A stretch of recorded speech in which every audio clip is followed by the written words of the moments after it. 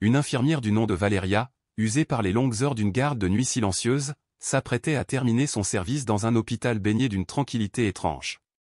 Le bourdonnement constant des moniteurs, les pas feutrés des soignants, le clignotement régulier des écrans médicaux, tout semblait figé dans un sommeil suspendu. Les aiguilles de l'horloge, impitoyables, indiquaient 2h47 du matin, avançant lentement comme si la nuit refusait de s'achever. Elle luttait contre la fatigue, les muscles tendus, les yeux brûlants, concentrés sur les dossiers empilés devant elle. Soudain, un fracas fit éclater la torpeur. Les portes des urgences claquèrent contre les murs. Des pas précipités résonnèrent dans le couloir, et le martèlement des semelles sur le sol résonna comme une alarme dans l'air figé. Valeria se redressa, alerte. Des ambulanciers apparurent, poussant un brancard à vive allure. Leur visage trahissait l'urgence. « Patient critique », cria l'un d'eux. Sans hésiter, Valeria abandonna les papiers pour rejoindre l'équipe. Son regard se posa aussitôt sur la silhouette frêle et salie allongée sur la civière. Un garçon, maigre à faire peur, les os saillants sous une peau meurtrie. Son visage était couvert d'égratignures, de crasse et de sang séché. Ses lèvres bleuies, ses yeux fermés. Son souffle irrégulier, à peine perceptible. Il a été trouvé inconscient dans une ruelle, sans papier, sans nom. Il est gravement malnutri, déshydraté et présente plusieurs blessures, annonça l'ambulancier nommé Altan. Valeria sentit son cœur se contracter. Comment un enfant aussi jeune pouvait-il être ainsi abandonné? Qui avait pu le laisser pourrir dans l'ombre d'une ville endormie? Elle ordonna d'un ton ferme. Amenez-le en salle de soins, tout de suite. Son pouls était faible, sa tension dangereusement basse. Son corps portait les stigmates d'une négligence sévère, de maltraitance ancienne et récente. L'équipe médicale se mobilisa. On lui administra de l'oxygène, une perfusion fut posée pour réhydrater son corps, tandis que Valeria luttait intérieurement contre l'angoisse qui la rongeait. Ce n'était pas la première fois qu'elle prenait en charge un enfant blessé, mais celui-ci éveillait en elle quelque chose de plus profond. Le garçon ne reprenait pas conscience. Une tomodensitométrie révéla un traumatisme crânien, ainsi que des signes inquiétants d'infection. Il fallait une surveillance constante. Une fois le protocole de soins enclenché et les médecins partis, Valeria resta seule. Elle ne pouvait se résoudre à quitter cette petite âme sans nom.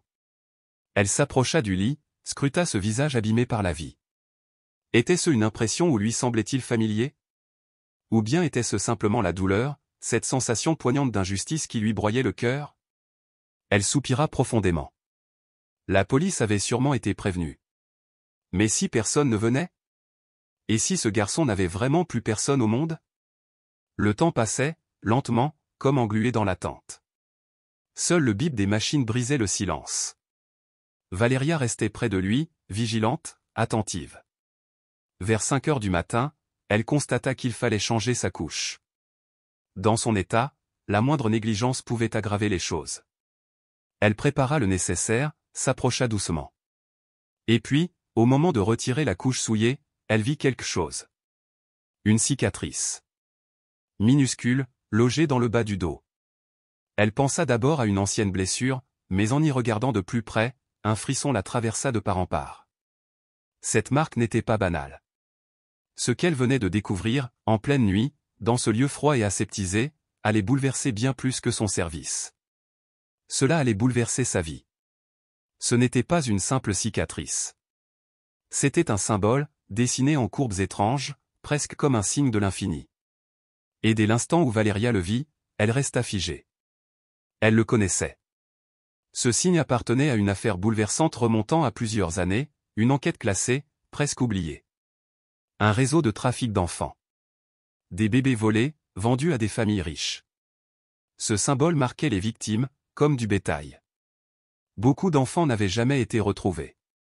Certains corps, jamais identifiés. D'autres disparus à jamais dans les silences du système. Valeria, bouleversée, appela immédiatement son mari, Miguel. Policier à l'époque, il avait lui-même enquêté sur ce réseau.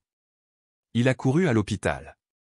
En voyant la cicatrice sur le garçon inconnu, il comprit, ce dossier n'était pas clos. Ce n'était pas une coïncidence. Le réseau avait survécu. Et ce garçon en était la preuve vivante. Sans alerter leur hiérarchie, Valeria et Miguel décidèrent de mener l'enquête en secret.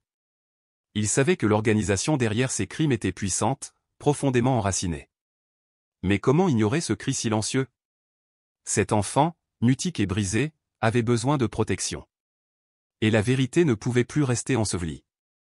Tandis que Miguel se replongeait dans les vieux dossiers, Valeria veillait jour et nuit au chevet du garçon. Bien qu'il fût stable, son corps portait des marques inquiétantes. Des signes évidents de maltraitance et de malnutrition. Les analyses sanguines révélèrent des traces de substances illicites, peut-être des drogues ou des produits d'expérimentation. Et certaines cicatrices, nettes, symétriques, évoquaient des interventions chirurgicales clandestines. Valeria comprit alors que ce qu'ils affrontaient dépassait un simple cas d'abus. C'était un système. Un mécanisme bien huilé, protégé dans l'ombre. Miguel, lui, découvrit bientôt des liens troublants entre d'anciens dossiers et des figures influentes, politiciens, médecins, hommes d'affaires. Tous prétendaient lutter contre le trafic d'enfants, alors qu'en réalité, ils en étaient les architectes silencieux. Le réseau s'était perfectionné. Raffiné. Camouflé. Au 5e jour, le garçon ouvrit les yeux. Son regard fuyait, chargé d'une peur pure, presque animale. Il ne parlait pas. Il bougeait à peine. Valeria, pourtant, resta patiente. Douce. Elle lui parlait avec tendresse, sans jamais le brusquer. Et peu à peu, quelque chose changea. L'enfant accepta sa présence. Il tolérait ses gestes. Puis il commença à les rechercher. Ce fut un matin, presque insignifiant, que Valeria remarqua que son verre d'eau était vide. Un détail. Mais un détail immense. Le même jour, d'un geste tremblant, le garçon demanda, du regard, un crayon et du papier. Valeria lui tendit, retenant son souffle. Il dessina. Un symbole. Valeria le reconnut immédiatement. Une variante du marquage qu'elle-même portait, héritage d'un souvenir enfoui. Les lignes étaient hésitantes, mais précises. Quelques heures plus tard, Miguel retrouva ce même symbole dans d'anciens relevés. C'était la confirmation. Puis, Valeria détecta des irrégularités troublantes dans le dossier médical du garçon. Cette nuit-là, elle trouva la porte de la chambre entr'ouverte. Un homme étrange, vêtu d'une blouse blanche, se tenait près du lit. Son regard était vide. Calculateur. Sans réfléchir, Valeria sonna l'alarme. L'homme prit la fuite. Mais le garçon n'avait pas été touché. Miguel arriva aussitôt. Ensemble, ils décidèrent de faire sortir le garçon de l'hôpital, en secret. Mais ils furent rapidement pris en chasse. Une voiture les poursuivit. Ils roulèrent à toute allure, à travers un chemin forestier. Des coups de feu éclatèrent. Leur véhicule fut touché. Devant eux, une pente. Leur seul échappatoire. « Accrochez-vous » cria Miguel. La voiture dévala la pente, heurta des rochers, puis s'immobilisa dans un ruisseau. Miguel n'avait pas une seconde à perdre. Ils sortirent du véhicule avec le strict nécessaire. Matteo, c'est ainsi qu'il s'appelait, tremblait, mais restait muet. Valeria le serrait fort contre elle. Les poursuivants étaient proches. Miguel attendit le bon moment. Quand l'un d'eux s'éloigna, il le maîtrisa en silence. Ils avaient un prisonnier. Sous pression, l'homme parla. Ce qu'il révéla glaça le sang de Miguel, une organisation structurée, froide, utilisant les enfants comme marchandises, les faisant passer pour morts, avant de les recycler dans des cercles puissants. Des rituels. Des expériences. Du contrôle. Une piste mena le couple à une cachette abandonnée. À l'intérieur, plus de 10 enfants. Affamés. Traumatisés. Vivants. Miguel contacta des journalistes de confiance. Le tollé fut immédiat. Des arrestations eurent lieu, y compris parmi les élites.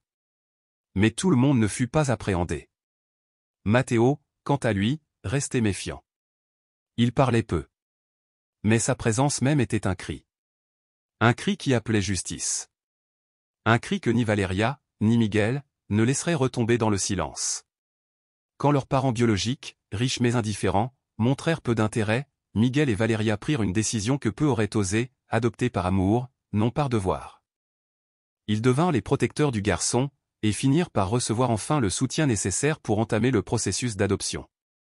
Le jour où le juge frappa son marteau pour valider la décision, ce fut comme si un poids invisible s'échappait de leurs épaules. Mato faisait désormais officiellement partie de leur famille. Pourtant, le plus grand changement n'était pas administratif, mais profondément émotionnel. L'adaptation fut lente, mais tangible. Peu à peu, Mato commença à se sentir en sécurité. Il ne se retournait plus sans cesse, comme s'il craignait que quelqu'un vienne le reprendre. Il sursautait moins au bruit soudain, dormait mieux, acceptait les câlins, et, un jour, s'autorisa même à sourire. Des traumatismes restaient ancrés, des cicatrices peut-être à jamais incrustées dans sa mémoire, mais il savait désormais qu'il avait un foyer. Le jour où il appela Miguel au papa pour la première fois, ce dernier fit semblant de ne pas l'avoir entendu, de peur que le garçon regrette ses mots. Mais cette nuit-là, seul avec Valeria, Miguel laissa couler quelques larmes silencieuses. Le temps passa, et leur famille se renforça. Miguel et Valeria décidèrent de lui offrir un nouveau nom. Pas pour effacer son passé, mais pour marquer un nouveau départ. Mato accepta, mais demanda à choisir une partie du nom lui-même. Il voulait un nom qui symbolise la force, qui dise qui il est devenu. Ainsi naquit Gabriel Mato, le garçon jadis retrouvé inconscient dans une ruelle sans nom, sans histoire, sans espoir. Il avait désormais une identité, une famille, et surtout, de l'amour. Les années passèrent, mais les cicatrices que portaient Miguel, Valeria et Gabriel restèrent, témoins invisibles d'un combat qu'ils n'oublieraient jamais. Le tumulte médiatique s'apaisa lentement, balayé par d'autres scandales, d'autres drames.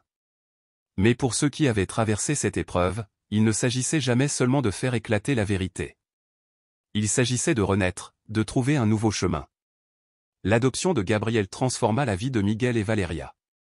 Elle leur apporta une routine inédite, une dynamique totalement différente de ce qu'ils avaient connu. Élever un enfant est déjà un défi. Accompagner un enfant marqué par des blessures aussi profondes en est un autre, bien plus intense. Gabriel portait des cicatrices invisibles, visibles dans chacun de ses gestes. Les premiers mois, il dormait à peine. Ses pensées le ramenaient à la terreur. Le moindre bruit le faisait sursauter. Valeria restait souvent à son chevet, des heures durant, lui tenant la main, lui chuchotant qu'il n'était plus seul. La langue fut un autre obstacle. Gabriel parlait peu. Il communiquait surtout par le regard. Mais peu à peu, il s'ouvrit. D'abord avec quelques mots, puis des phrases courtes. Un soir, lorsque Miguel lui demanda ce qu'il voulait pour le dîner, Gabriel répondit sans hésiter. Un instant minuscule, mais immense pour ses parents adoptifs. Pour la première fois, Gabriel se sentait libre d'exprimer un souhait. Il savait qu'il avait une voix. Avec le temps, des liens se tissèrent dans la simplicité du quotidien. Il aimait regarder Miguel jardiner, et accompagner fièrement Valeria au marché, poussant le chariot comme s'il s'agissait d'une mission sacrée. Le jour de sa rentrée scolaire, il serra fort la main de Miguel. Il ne dit pas un mot, mais son regard trahissait sa peur, celle de ne pas appartenir, celle d'être rejeté. Miguel resta à ses côtés, jusqu'à ce qu'il accepte de lâcher prise. Et quand Gabriel franchit seul la porte de l'école, Miguel sut qu'un vrai premier pas venait d'être accompli. Tandis que Gabriel apprenait à faire confiance et à aimer sans crainte, Miguel et Valeria continuaient à faire face aux conséquences de leur découverte. Le réseau criminel fut démantelé. De nombreux enfants enlevés retrouvèrent leur famille.